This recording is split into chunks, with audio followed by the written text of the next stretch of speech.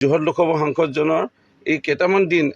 এসপ্তাহ ভালদৰে নহওঁতে ৰাইজৰ এতিয়া মোহভংগ হৈছে আৰু লাহে লাহে ৰাইজে বুজিব যে তেওঁলোকে আৱেগ এটা পৰিৱেশত বহুজনে ভোট দিলে, কিন্তু প্ৰকৃতত তেওঁ যেতিয়া সময় নিদিব, তেওঁ যেতিয়া নাহিব, যিটো কলিয়াবৰ লোকসভা ৰাইজক কৰাৰ বাবে কলিয়াবৰ লোকসভা ৰাইজে তেওঁক আহিলে হৰুৱাম বুলি তেওঁলোকে পণ বান্ধি লৈছিল আৰু সেয়াৰ কাৰণে তাত যাবলৈ সাহস নকৰিলে গৌৰৱ গগৈ ডাঙৰীয়াই। আজি গৌৰৱ গগৈ ডাঙৰীয়াই ইয়াত বিভিন্ন ধৰণৰ আৱেগিক ভৰা ভাষণ দি পেলাই ইয়াত জিকাটো জিকি গ'ল, কিন্তু ৰাইজক যেতিয়া সময় দিব নোৱাৰিব, এই কথাবোৰ নিশ্চয় আহিব, মানুহে উত্তৰ দিব। থাকিল কথা ২৬ চন, মই এইটোৱে কওঁ ভূপেন বৰা ডাঙৰীয়াক, তেওঁ দুবাৰ নিজৰ সমষ্টিত হাৰিছে, লোকসভাত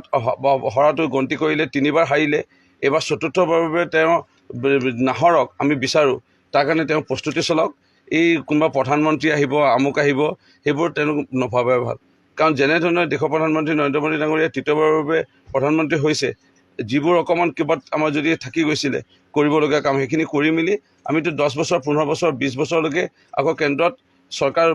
চলোৱা লৈ পেলাই পৰিকল্পনা আৰম্ভ হ'লেই, ৰাজ্যটো ঠিক তেনে পৰিকল্পনা লৈ পেলাই আমি আৰম্ভ কৰিলোঁ কাম, আমাৰ যাত্ৰা এই লোকসভা নিৰ্বাচনৰ ফলাফলৰ পিছতে। সেইকাৰণে ভূপেন বৰাক মই এইটোৱে কওঁ, পদবীটো এৰক পাৰিলে আৰু তেওঁ নিজৰ সমষ্টিত যোৰহাট লোকসভা সাংসদজনৰ এই কেইটামান দিন এসপ্তাহ ভালদৰে নহওঁতে ৰাইজৰ এতিয়া মোহভংগ হৈছে আৰু লাহে লাহে ৰাইজে বুজিব যে তেওঁলোকে আৱেগ এটা পৰিৱেশত বহুজনে ভোট দিলে, কিন্তু প্ৰকৃতত তেওঁ যেতিয়া সময় নিদিব, তেওঁ যেতিয়া নাহিব, যিটো কলিয়াবৰ লোকসভা ৰাইজক কৰাৰ বাবে কলিয়াবৰ লোকসভা ৰাইজে তেওঁক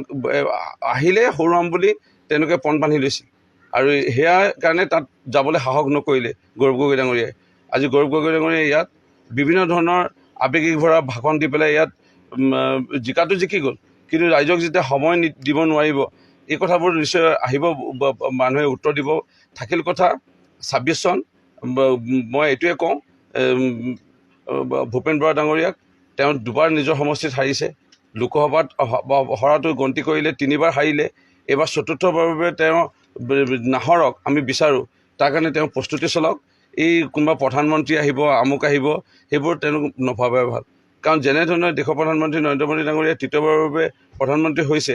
যিবোৰ অকণমান কিবা আমাৰ যদি থাকি গৈছিলে কৰিবলগীয়া কাম, সেইখিনি কৰি মেলি আমিতো 10 বছৰ, 15 বছৰ, 20 বছৰলৈকে আকৌ কেন্দ্ৰত চৰকাৰ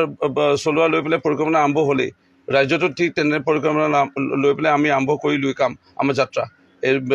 লোকসভা নিৰ্বাচনৰ ফলাফলৰ পিছতে। সেইকাৰণে ভূপেন বৰাক মই এইটোৱে কওঁ, পদবীটো এৰক পাৰিলে আৰু তেওঁ নিজৰ সমষ্টিত যোৰহাট লোকসভা সাংসদজনৰ এই কেইটামান দিন এসপ্তাহ ভালদৰে নহওঁতে ৰাইজৰ এতিয়া মোহভংগ হৈছে আৰু লাহে লাহে ৰাইজে বুজিব যে তেওঁলোকে আৱেগ এটা পৰিৱেশত বহুজনে ভোট দিলে, কিন্তু প্ৰকৃতত তেওঁ যেতিয়া সময় নিদিব, তেওঁ যেতিয়া নাহিব, যিটো কলিয়াবৰ লোকসভা ৰাইজক কৰাৰ বাবে কলিয়াবৰ লোকসভা ৰাইজে তেওঁক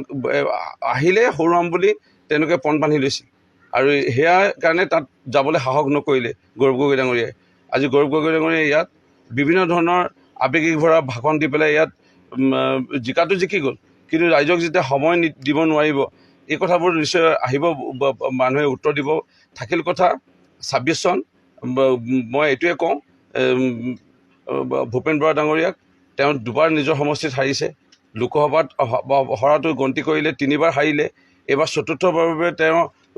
নাহৰক আমি বিচাৰোঁ, তাৰ কাৰণে তেওঁ প্ৰস্তুতি চলাওক। এই কোনোবা প্ৰধানমন্ত্ৰী আহিব, আমুক আহিব, সেইবোৰ তেওঁলোক নভাবাই ভাল। কাৰণ যেনেধৰণে দেশৰ প্ৰধানমন্ত্ৰী নৰেন্দ্ৰ মোদী ডাঙৰীয়া ৩য়বাৰৰ বাবে প্ৰধানমন্ত্ৰী হৈছে, যিবোৰ অকণমান কিবা আমাৰ যদি থাকি গৈছিলে কৰিবলগীয়া কাম, সেইখিনি কৰি মেলি আমিতো 10 বছৰ, 15 বছৰ, 20 বছৰলৈকে আকৌ কেন্দ্ৰত চৰকাৰ চলোৱা লৈ পেলাই পৰিকল্পনা আৰম্ভ হ'লেই, ৰাজ্যটো ঠিক তেনে পৰিকল্পনা লৈ পেলাই আমি আৰম্ভ কৰিলোঁ কাম, আমাৰ যাত্ৰা এই লোকসভা নিৰ্বাচনৰ ফলাফলৰ পিছতে। সেইকাৰণে ভূপেন বৰাক মই এইটোৱে কওঁ, পদবীটো এৰক পাৰিলে আৰু তেওঁ নিজৰ সমষ্টিত